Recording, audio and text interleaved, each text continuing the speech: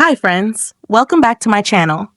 Today in this video, I'm going to show you how to enable Gapless Playback on the Spotify app. Please consider subscribing to my channel and liking this video. Let's get started, guys. Step 1.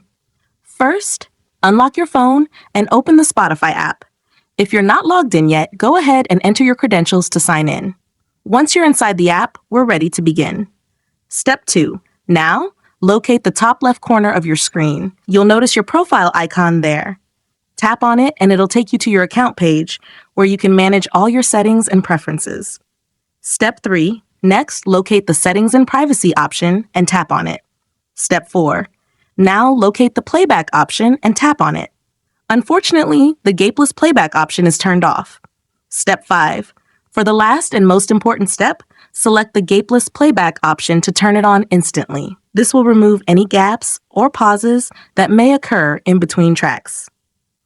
If you found this tutorial helpful, don't forget to give this video a thumbs up and subscribe to my channel. Thanks for watching.